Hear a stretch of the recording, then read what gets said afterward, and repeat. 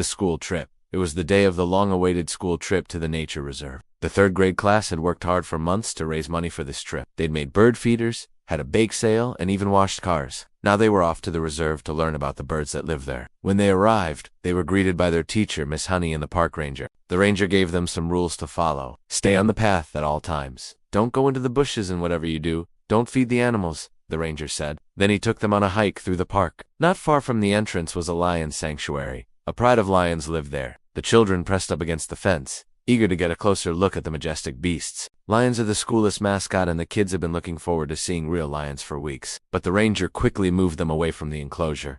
Remember what I told you? No going into the bushes or touching the animals, he said. The children continued on until they reached a clearing. In the middle of the clearing stood a large oak tree. Its branches formed a natural canopy over the small pond below. Several ducks and geese swam on the pond's surface, while a family of beavers worked on their dam nearby. The children sat on logs around the clearing and ate their sack lunches. As they ate, several of the children noticed a girl sitting alone on a nearby hill. She was crying. "Why is she sad?" "One of the children?" asked the ranger. "That's Luna," the ranger said, pointing to a patch of sunflowers. "She lives in a home for children with special needs. She has a problem with loud noises, and the lion's roar scared her." The ranger turned to leave, but one of the children called out, "But the lions are behind that bush." The ranger looked back, then hurried over to where Luna sat. The other children followed closely behind. When they got to the girl, the ranger knelt down beside her. "Are you okay?" he asked gently. She nodded, wiping her eyes. "I lost my dog, Charlie," she said, her voice shaking. "He's a service dog and I need him to help me." The ranger put a hand on her shoulder. "We'll find him," he said.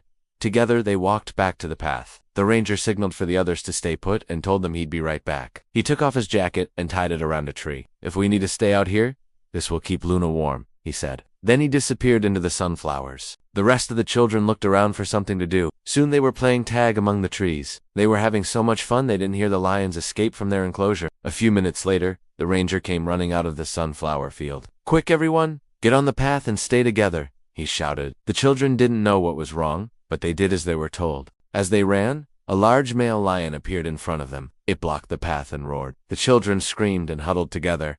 The lion took a step toward them, then another. It was coming right for them. The ranger stood in front of the lion, trying to scare it away. He threw stones at it and shouted, but the animal just kept coming closer. Suddenly, a small brown dog ran between the ranger and the lion.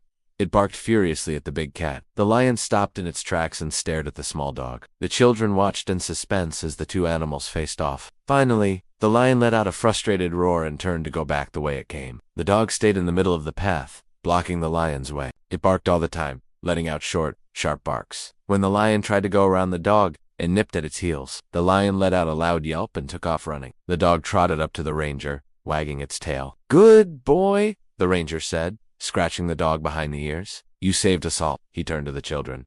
"Now, who wants to go see real live beavers?" he asked. And with that, they were off to see the busy beavers working on their dams.